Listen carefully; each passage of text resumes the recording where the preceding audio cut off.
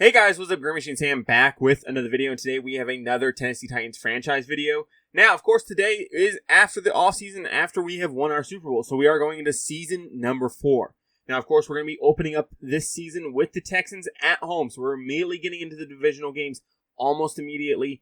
Now, I will want to say this before we get started. We are going to go through the cut players and stuff like that because I am going to be trading a couple players. I didn't feel like doing any preseason videos. None of them were particularly like fun games. It was more about me just kind of figuring out competitions and who I want to keep and stuff like that.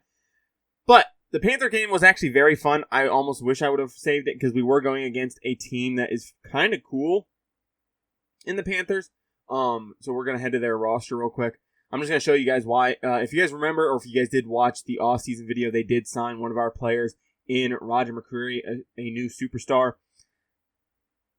The reason why I was looking at this team, more importantly, was because I wanted to go through and make sure all of our players that had left our team had pretty cool jersey numbers, or at least relatively good jersey numbers for themselves. I wanted to make sure some of our of our good players that left our team would hopefully be able to shine in their new roles and on their new team.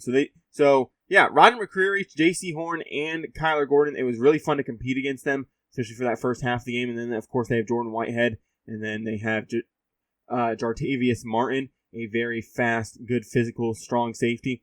So they were just all over the place. It was kind of fun to play against them. It was, like I said, it was very, very fun to play against them for that game. Unfortunately, I didn't record it. Oh, well, not that big of a deal. Still, very fun to play against Roger McCreary and stuff like that. So I don't remember exactly who signed where, to be completely fair, if I'm going to be honest. So we'll go ahead and take a look at the schedule real quick. And we're going to go ahead and take a look at the regular season schedule. So we are going to be taking on the Texans, of course, Eagles, Colts, Jags, Packers, Jags, Commanders, Cowboys, Bills, Texans, Steelers, Colts, Browns, Giants, Bengals, Ravens, Chiefs. So we aren't taking on the Saints. I know the Saints signed Treylon. I don't remember who signed Amani. I think Seahawks signed Amani, so it doesn't look like we're playing them either, and we won't be playing the Panthers either. So that does kind of suck that we're going to be missing out on not playing those guys. I wish we could have been playing those guys, of course. I think it would be a cool storyline, especially going into those games, especially where, the storyline isn't as big of us, going and trying to win a Super Bowl and all that fun stuff. Now, of course, here is the sad part. We do have to get rid of some guys. We do have to move on from some guys. And there are some guys that it might be a little controversial getting rid of some of these guys, but let's go ahead and get things underway. So we'll go position by position. Matt Stafford, I'm going to hold on to for just a second. We might trade him to a team, send him off to a decent team. We're going to start off carrying 3 running backs as well as Kyle Juszczyk for now. I do plan on trading one of the receivers, whether that's Max Smith or whether that's Franklin Amos. I haven't quite decided yet. Just with Brendan Austin being very good, and I'm hoping to develop him right away. And Trevor Clemens actually fucking balled out in the preseason, as well as Keelan Kershaw. He had a couple big plays.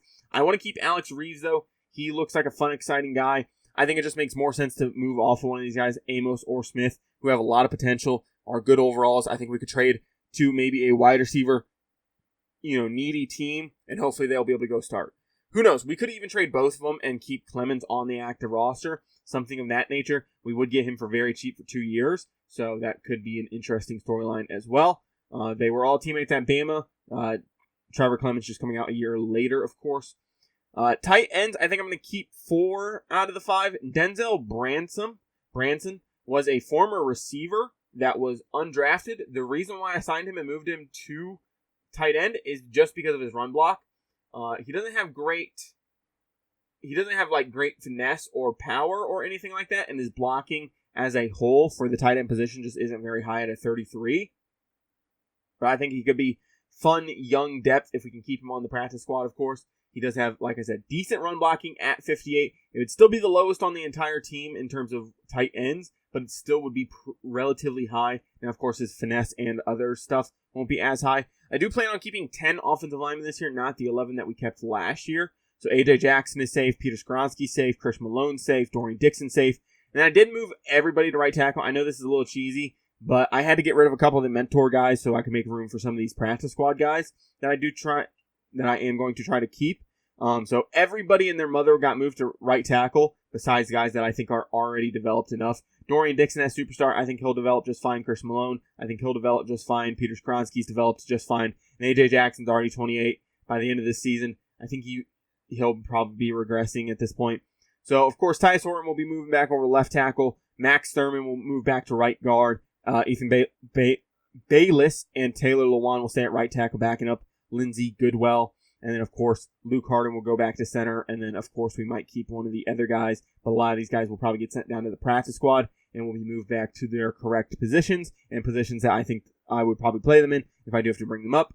Osa Odigizua is going to get pushed over to left end and 3-4s just play more than right ends for some reason. We're going to push him over to left end. Granted, we're probably going to have him listed as a D tackle on the depth chart. Jeffrey Simmons, Charles Menahue, and BJ Hill. I think it'll just be the same rotation that we had last year, of course. Matthew Orchard will head down onto the practice squad. Braden Whitlock is a guy I found in free agency, undrafted rookie out of Purdue. I would like to keep him. He's not the greatest edge threat. He's more of a run stopper, but he could be that mix guy that I would like to keep around. I think if he is on the practice squad, I think we'll be in a very good position. Emmanuel Brooks, Joseph Asai, and Derek Wesley, of course, will be staying. And then Shair, Dotson, and Evans will all be staying. Hicks and Samuel will get released. Samuel will just go down to the practice squad. Mahone will stay. Hewitt will go down. He was just more for, that mentor boost. And then I'll probably plan on keeping about 6 or 7 corners. It all really depends on what we're doing with Reed Blankenship. He's another trade candidate at this point. Tony Adams could technically be a trade candidate as well. But let's get some things underway real quick. We'll go ahead and go over to receiver. We'll just go ahead and get a lot of the mentor guys off the team and out of the way so that we can cut down to that initial roster size. Keelan Kershaw, as much as I like you, big dog, I think we're going to move you down to practice squad. I don't think there's any way you're above Reeves or Clemens at this point, which does cut us down to 7, so it gets us relatively close. Branson, another guy, as much as I like him, as much fun as it would be, and of course, I made sure he was a relatively good size. There was a couple different guys I was looking at. 6'4", 235, I think could easily make the move to tight end in a year or so in the NFL. Like I said, we're going to keep about 10 O-linemen, so we'll go ahead and get some of these guys moved around into their correct positions. Like I said, I was just doing it for the fact that I didn't want to have to keep a whole ton of mentors on the team. I could just move them all to right tackle, and then I can just put them in where I needed them to. So it was pretty easy. It shouldn't mess with their overalls or anything like that, in the long run anyway. So we'll go ahead and get them all moved back to their correct positions. Max Thurman's going to be a right guard this year. I know he played more of that left guard, or at least was listed as a left guard all last year. But I think with Dorian Dixon missing a lot of time last year, as well as just him being the lowest overall on the almost entire of that middle interior offensive line bit, I think it would just make more sense for him to be backing up him at that point. There's reasonable expectation of them getting traded at this point. And one thing I want to make clear is if or when I do go trade some of these guys, it's not going to be me going after the best overall guy, like getting the best value in return. A lot of these guys we're going to trade for 6th and 7th round picks, mainly because they just haven't had that type of production or showcasing, right? Just because they're a good overall in Madden doesn't mean in real life people would be jumping at the bits to come get them, mainly because they just haven't proven enough in the NFL. I just want to be realistic about that in some aspects.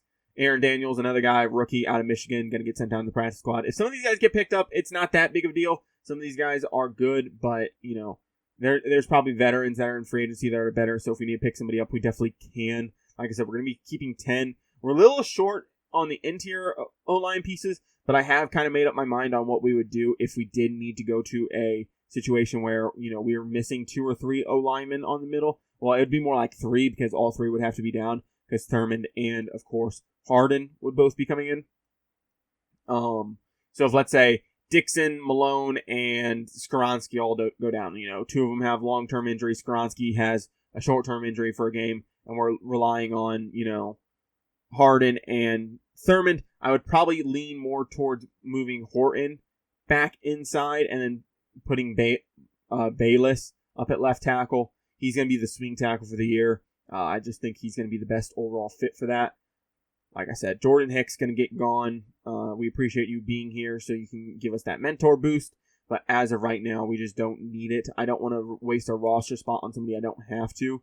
Now, of course, I think Dotson could be another candidate where it's like, okay, we could definitely trade him off to a team that needs him a little bit more. bring a mentor back in so that, we could easily get some more XP for some of these guys going forward, of course. I did go ahead and customize all the rookies that I know I'm going to keep, all the guys that we did more than definitely draft, and I think I'm going to keep. Granted, I customized every rookie we drafted, so there is that. Another guy, Jason Pinnock, could be a trade candidate as well. So 1, 2, 3, 4, 5, 6, 7 is what I want to keep. So we'll get rid of Kwan Williams, of course, the mentor.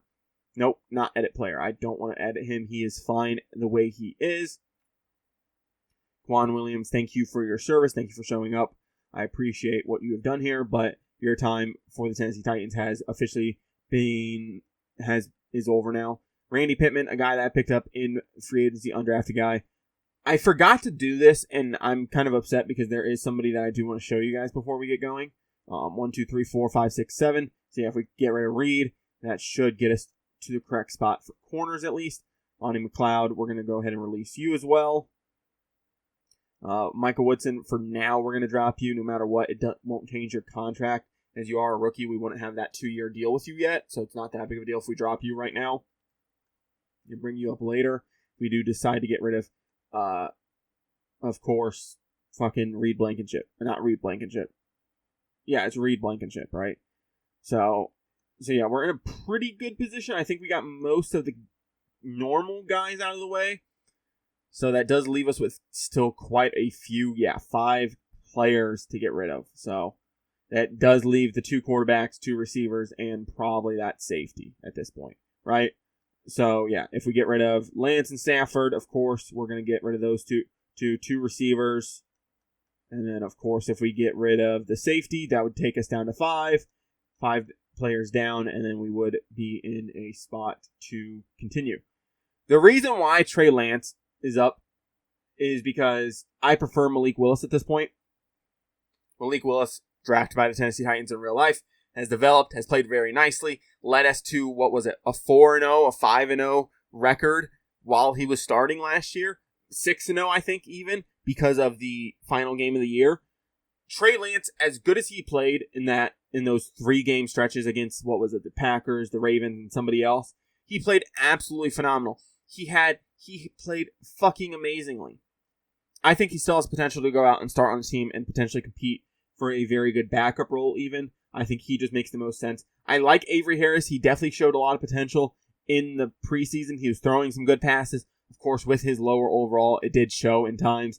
But I think it just makes more sense to keep Avery Harris at this point, get rid of Trey Lance, and get rid of Stafford. So we're going to go ahead and pair them up because they will be probably heading to about the same team.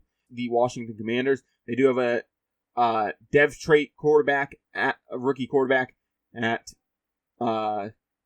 65 overall, but then they have Jerry and Jones, a normal Dev 24-year-old out, and then Hendon Hooker. I don't think those guys are long-term plans. Like I said, I want to send them to a spot where I think they can particularly start. Stafford's not a bad overall at this point. Jerry and Jones will probably release if they really want to pick him up. They definitely can at that point. I think this just makes a whole ton of sense for both teams. We'll end up cutting the other 2. Trey Lance heading off to the Commanders to potentially to have a potential starting spot, as well as Matthew Stafford heading off to the Commanders to play that backup role and mentor that younger guy. I think that will keep them in a good spot because then, of course, they have Matthew Stafford who's going to have that mentor tag for them and be able to continue to develop with them. We probably could have looked and seen if they needed a safety. I don't think they did. Like I said, I'm not trying to cheese the CPU. This isn't about cheesing the CPU. I'm not trying to build draft capital at this point. A lot of these guys, like I said, don't have the production to warrant, big trades at this point. Yes, in Madden, their overall determines a lot, and it would be able to get me a lot in return. But more importantly, I've always said this. I like seeing my guys go out and succeed, and especially if I can't find a dedicated spot for them. I think it just makes sense at this point. So yeah, Reed Blankenship going to the Cowboys. We're going to cut Hooker. We might even do some sneaky shit to send him back to the Cowboys probably. I don't know yet.